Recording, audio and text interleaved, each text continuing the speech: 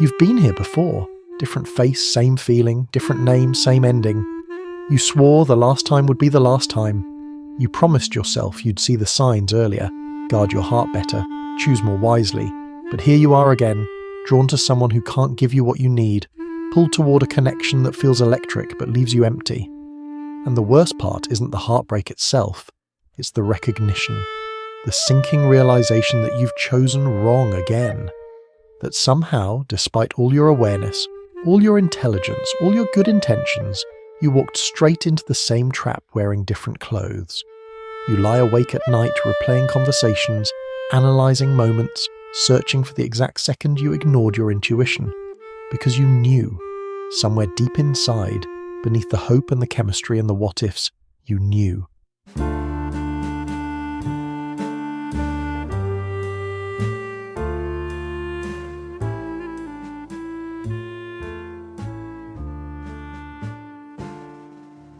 You saw the unavailability disguised as mystery. You felt the inconsistency masked as spontaneity. You noticed how they pulled you close only to push you away, how they made you feel chosen, and then invisible, special, and then forgotten. But you stayed anyway. You made excuses. You gave chances. You convinced yourself that this time would be different, that your love could be enough to change them, to fix them, to make them stay. And now you're left holding the wreckage, wondering what's broken inside you that keeps choosing people who can't love you the way you deserve. You watch others find healthy relationships and you feel like you're missing some fundamental instruction manual, some basic understanding of how to choose right. Your friends tell you to raise your standards, to stop settling, to love yourself first, and you nod because you know they're right. But knowing doesn't stop the pattern. Understanding doesn't prevent the pull. Because this isn't really about knowledge. It's not about being smart enough or aware enough or strong enough. This is about something deeper, something wired into the architecture of your heart long before you had words for it.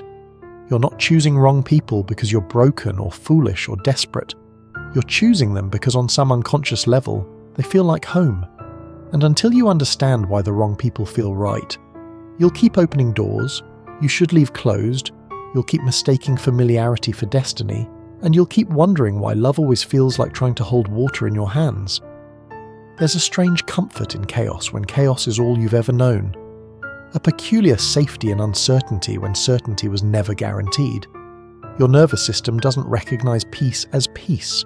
It recognizes it as the calm before the storm, the silence before the explosion, the warmth before the inevitable cold. So when someone stable shows interest, someone consistent and available and emotionally mature, something inside you recoils. Not because they're wrong, but because they're unfamiliar. They don't trigger the ancient alarm systems in your brain. They don't activate the hypervigilance that's kept you safe. And without that adrenaline, without that edge of anxiety, it doesn't feel like love. It feels flat, boring, wrong. Psychology calls this repetition compulsion, the unconscious drive to recreate the emotional conditions of your past, especially the painful ones. Freud believed we do this in an attempt to master what once overwhelmed us, to rewrite the ending of a story that hurt us. But more often than not, we just relive the same chapters with different characters, hoping this time will be different. Your brain is wired to seek patterns, to find comfort in the recognizable, even when the recognizable is toxic. When you meet someone who mirrors the emotional unavailability of a parent, the volatility of an early caregiver, the conditional love you had to earn as a child, your nervous system whispers, This is what love feels like. Because familiarity tricks the mind into believing it's found home. It doesn't matter that home was a battlefield. It doesn't matter that home required you to be smaller, quieter, more convenient. The body remembers it as the place you survived, and survival instincts are stronger than the desire for happiness. So you find yourself drawn to people who make you work for their attention, who keep you guessing, who love you in fragments instead of wholes. You're attracted to the ones who need fixing because being needed feels like being valued. You chase the emotionally distant because distance is the landscape you learn to navigate. You tolerate breadcrumbs because you were taught that crumbs were a feast. And when someone offers you the whole meal, when they're present and honest and willing to stay, your appetite vanishes. You tell yourself there's no spark, no chemistry, no magic. But the truth is simpler and more devastating. Healthy love doesn't feel like love to you yet. It feels foreign, uncomfortable, suspiciously easy. You're waiting for the other shoe to drop, for the mask to slip, for the inevitable moment when they reveal themselves to be just like all the others. Because if they're not, if they're actually good and safe and real, then you'll have to confront a terrifying question. Why don't you believe you deserve this? You don't remember making the decision. You don't recall the exact moment your heart learned to translate neglect as normal, inconsistency as love, effort as proof of worth. But somewhere in the architecture of your earliest years, a blueprint was drawn, a template was formed, not through conscious choice, but through experience, through adaptation, through the thousand small moments that taught you what to expect from people and what you're allowed to need from them. Attachment theory tells us that the bonds we form in childhood become the lens through which we see all future connections. If your caregivers were emotionally available, consistent, and responsive to your needs, you likely developed secure attachment, a baseline belief that people are trustworthy, that your needs matter, that love doesn't have to be earned through performance or perfection. But if your early experiences were different, if love came with conditions, if attention was unpredictable, if you learned that expressing needs led to rejection or abandonment, then your attachment style adapted accordingly. You became anxious, constantly seeking reassurance, terrified of abandonment, willing to contort yourself into whatever shape would make someone stay. Or you became avoidant, building walls so high that intimacy felt like suffocation, keeping people at arm's length to avoid the pain of inevitable loss. Or perhaps you became both, trapped in a disorganized pattern where you desperately crave closeness but panic the moment you get it, pushing away the very connection you're dying for. These aren't choices. They're survival strategies that your young mind developed to navigate an unpredictable emotional world. And now, decades later, those same strategies are still running in the background, selecting partners based on criteria you never consciously approved. Your wound is choosing for you. The part of you that's still trying to earn your father's approval is choosing emotionally unavailable men who make you prove your worth. The part of you that learned love means sacrifice is choosing people who take more than they give. The part of you that associates vulnerability with danger is choosing partners who can't access their own emotions, let alone hold space for yours. You're not attracted to red flags because you're self-destructive. You're attracted to them because they're speaking a language your nervous system learned fluently in childhood. When someone is hot and cold, when they love you intensely and then withdraw, when you have to read their moods and adjust yourself accordingly, it activates every survival skill you developed as a child. And skills we've practiced our whole lives feel natural, even when they're destroying us. The cruelest part is that healing doesn't happen when you finally earn the love you've been chasing. It doesn't arrive when you convince the unavailable person to choose you, when you fix the broken one, when you prove you're worth staying for. That's just the wound playing out its script again. Healing begins when you recognize that the story you're trying to rewrite isn't happening in your relationships. It happened long ago, with people who couldn't give you what you needed. Not because you were unworthy, but because they were limited, wounded, or absent themselves. And no amount of choosing similar people now will change that original ending. Your heart is racing. Your mind can't focus on anything else. Every notification sends a jolt through your body, hoping it's them, devastated when it's not. You check your phone compulsively, reread old messages looking for hidden meanings, analyze every word, every pause, every shift in tone. You can't eat properly, you can't sleep through the night. They're the first thing you think about when you wake up, and the last thing haunting you before you finally drift off. This consumes you. This overwhelms you. This must be love. Except it's not. What you're feeling is anxiety. Your nervous system is in overdrive, flooded with cortisol and adrenaline, trapped in a state of hyperarousal that mimics passion but is actually panic. The uncertainty of whether they'll text back, whether they really meant what they said, whether this is going somewhere or nowhere, keeps you in a constant state of fight or flight. And your brain, desperate to make sense of this physiological chaos, labels it as desire, as chemistry, as fate. Because intensity feels significant. It feels meaningful. It feels like the kind of love worth writing songs about, the kind that proves you're really alive, really feeling, really connected to another human being. But true connection doesn't leave you breathless with fear. It doesn't require you to constantly prove yourself, to earn each moment of warmth, to wonder where you stand. Real intimacy is built in the steady, unsexy moments of consistency, in the safety of knowing someone will still be there tomorrow, in the comfort of being fully yourself without performing or pretending or walking on eggshells. Yet steady feels boring to a nervous system trained on chaos. If there's no drama, no push and pull, no emotional roller coaster, your body doesn't recognize it as love. You've confused the feeling of chasing with the feeling of connecting, mistaken the high of uncertainty for the depth of understanding. Neuroscience explains this through the dopamine system. When rewards are unpredictable, when someone gives you attention sporadically rather than consistently, your brain releases more dopamine than it would for predictable kindness. It's the same mechanism that makes gambling addictive. The intermittent reinforcement, the maybe, the not knowing, creates a biochemical rush that steady, reliable love simply can't match. So you become addicted to people who keep you guessing. The ones who are intensely present one day and distant the next. The ones who make grand gestures but can't show up for the small moments. The ones who tell you they've never felt this way before but can't commit to plans next week. The highs are so high that you tolerate the lows, convincing yourself that the intensity of those peak moments proves the relationship is special, real, worth fighting for. But you're not fighting for love. You're fighting for another hit of dopamine, another moment of relief from the anxiety their inconsistency creates. You've become dependent on the very thing that's hurting you. And here's the trap. When you finally meet someone who doesn't make you anxious, someone whose affection is predictable and their presence reliable, it feels wrong. The absence of anxiety registers as an absence of attraction. You tell yourself there's no spark, when really there's just no panic.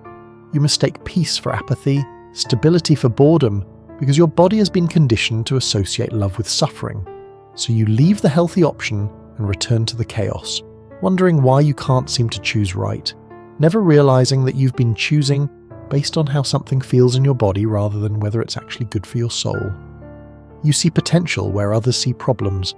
You see the hurt beneath the anger, the fear beneath the coldness, the wounded child hiding inside the emotionally unavailable adult. While everyone else walks away, you stay. You believe. You hold space. You convince yourself that your love can be the thing that finally heals them, that your patience and understanding and unwavering devotion will be enough to make them whole. And there's something almost noble about it, isn't there? Something that feels deeply meaningful about being the person who sees past someone's defenses, who loves them despite their flaws, who stays when everyone else has given up. It makes you feel special, chosen, important. Like your capacity to love broken things proves something essential about your character, your depth, your worthiness. But beneath that noble exterior lives a quieter, more uncomfortable truth. You're not just trying to fix them, you're trying to fix something in yourself. Every time you choose someone who needs saving, you're choosing someone who can't ask too much of you emotionally. You're selecting a dynamic where you get to be the strong one, the stable one, the one who gives rather than needs. And as long as you're focused on their wounds, you never have to look at your own. As long as you're busy being their therapist, their parent, their savior, you never have to risk being vulnerable yourself. Because vulnerability requires equality. It requires showing up as imperfect, as needy, as human. It means admitting you don't have all the answers, that you're struggling too, that you need someone to hold you the way you've been holding everyone else. But that's terrifying. It's easier to love someone from a position of strength, to be needed rather than to need, to give endlessly rather than to ask for anything in return.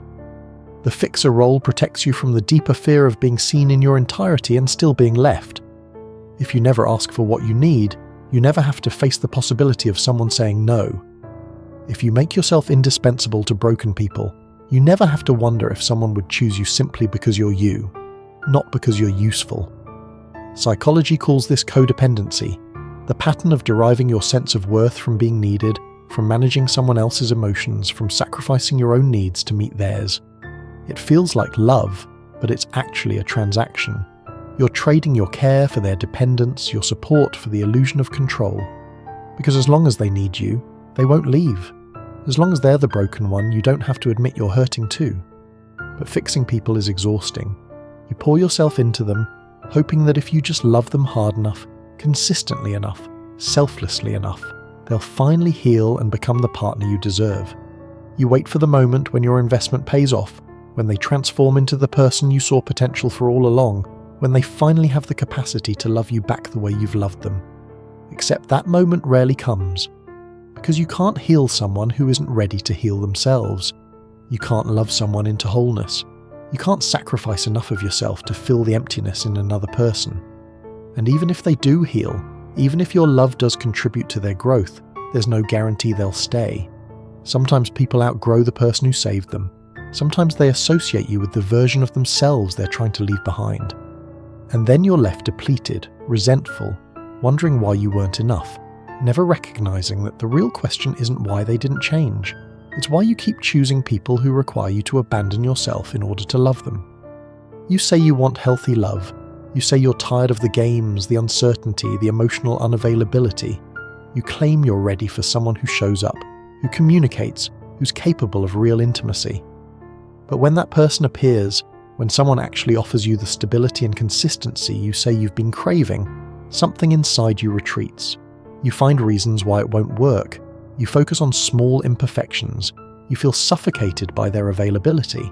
You convince yourself the timing is wrong, or they're not quite right, or maybe you're just not ready, and you tell yourself it's about them, about compatibility or chemistry or circumstances. But the truth you're avoiding is simpler and far more uncomfortable. You're not running from the wrong people. You're running from the vulnerability that comes with choosing right.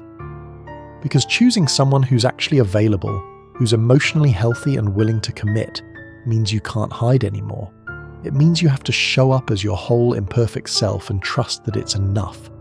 It means dismantling the protective walls you've spent years building, the defenses that keep you safe from rejection by ensuring you only choose people who can't truly reach you anyway. When you choose unavailable people, you get to stay in control. You get to pine and pursue and prove your worth without ever really risking yourself. Because deep down, you know it won't work out. You know they can't give you what you need, and that knowledge, as painful as it is, feels safer than the alternative. Safer than offering yourself completely to someone who might actually see you, know you, and still have the power to leave. The unavailable person confirms what you secretly believe about yourself, that you're not quite enough, that love requires endless effort, that you have to earn affection through performance and sacrifice. But the available person threatens that entire narrative. They suggest that maybe you're worthy exactly as you are, that maybe love doesn't have to hurt, that maybe you deserve ease and respect and consistent affection without having to beg for it. And if that's true, if you really are worthy of healthy love, then you have to confront every moment you've settled for less. You have to feel the grief of all the time you wasted on people who couldn't love you properly. You have to acknowledge that choosing wrong wasn't just bad luck or blind spots. It was self-protection disguised as self-destruction. Fear of intimacy doesn't always look like isolation. Sometimes it looks like serial dating, like falling for people who can't fall back, like staying busy with relationships that never quite get off the ground. It's intimacy avoidance wearing the mask of romantic pursuit. You're not afraid of being alone. You're afraid of being truly known. You're not afraid they'll leave. You're afraid they'll stay long enough to see past the carefully curated version of yourself you present to the world, long enough to witness your messiness and neediness and darkness, long enough to realize you're not the fantasy they fell for, but a complex, flawed human being. And what if, after seeing all of that, they choose to leave anyway? What if you let someone all the way in and it's still not enough? At least with unavailable people, you never have to find out. Their rejection isn't really about you. It's about their capacity, their wounds, their limitations. You can walk away telling yourself that if only they were healthier, if only they were ready, if only the timing had been different, it would have worked. You get to preserve the hope that you're lovable in theory, even if you keep choosing situations where that theory never gets tested. But healthy love offers no such protection. Healthy love asks you to risk everything, to be seen without the armor, to need without shame, to stay even when it gets boring or difficult or uncomfortable, to trust that someone's consistency isn't a trap but a gift, to believe that you're enough, not because you've proven it through suffering, but simply because you exist. And maybe that's the most terrifying thing of all, not that you'll choose wrong again, but that you'll finally choose right and discover you've been running from yourself all along. The pattern doesn't break with understanding alone. You can know every psychological theory, identify every trauma response, Trace the origin of every wound back to its source, and still find yourself drawn to the same type of person wearing a different face. Because breaking the cycle isn't an intellectual exercise, it's a practice, a daily, uncomfortable, unglamorous practice of choosing differently even when everything inside you screams that differently feels wrong. It starts with the smallest recognitions. The moment you feel that familiar pull towards someone, that instant chemistry that makes your heart race and your thoughts spiral, pause. Don't act on it immediately. Don't mistake intensity for destiny. Ask yourself what this feeling actually is. Is it attraction, or is it recognition? Is it connection, or is it your nervous system identifying a familiar pattern of uncertainty? Learn to distinguish between the adrenaline of anxiety and the warmth of genuine compatibility. They feel similar in the body but lead to entirely different destinations. One keeps you addicted to the chase, the other builds something sustainable. And here's the uncomfortable part. Choosing right will feel wrong at first. The person who's actually good for you, who's consistent and available and emotionally mature, won't trigger that electric intensity you've confused with passion. They'll feel calm, stable, maybe even boring. Your nervous system, trained on chaos, will tell you there's no spark. Every instinct will whisper that this isn't it, that you should keep looking, that real love is supposed to feel more dramatic than this. But this is where the work lives, in staying when your impulse is to run, in giving calm a chance to feel like home, in rewiring your nervous system to recognize that peace isn't the absence of love, it's the presence of safety. You have to teach your body that boring can be beautiful, that predictability isn't a prison but a foundation, that someone showing up consistently isn't suspicious, it's what you've deserved all along. This means getting comfortable with discomfort. It means tolerating the anxiety that comes with vulnerability, with being seen, with admitting you need someone. It means resisting the urge to sabotage when things are going well, when you start to matter to someone who actually has the capacity to stay. Your old patterns will fight to survive. They'll convince you to create drama where there is none, to test their commitment, to push them away before they can leave on their own. You'll have to notice these impulses without obeying them. You'll have to sit with the fear instead of acting it out, and you'll have to do the deeper work, the work that has nothing to do with dating at all.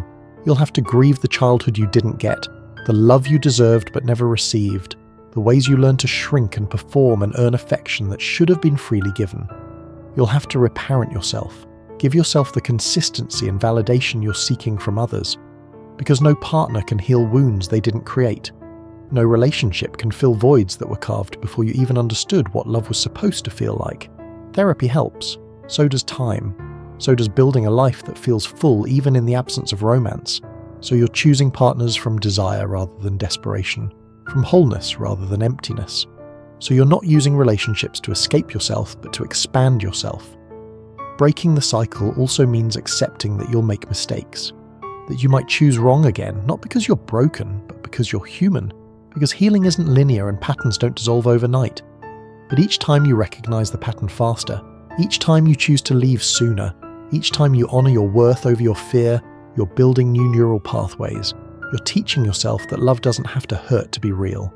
And slowly, almost imperceptibly, the wrong people start to lose their appeal. The red flags you use to rationalize become deal breakers. The drama you used to tolerate becomes exhausting rather than exciting. You start to crave peace more than passion, consistency more than intensity. You begin to understand that choosing right isn't about finding someone perfect.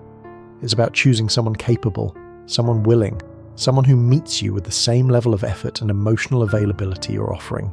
It's about building something together rather than trying to fix something broken. The cycle breaks the moment you decide you're worthy of more than crumbs, more than potential, more than the exhausting work of convincing someone to love you. It breaks when you stop abandoning yourself to hold on to people who were never truly yours. When you realize that the love you've been desperately seeking from others is the love you first have to give yourself. And that's not a destination, it's a direction. A conscious, courageous choice to walk toward your own healing, even when the familiar path keeps calling you back.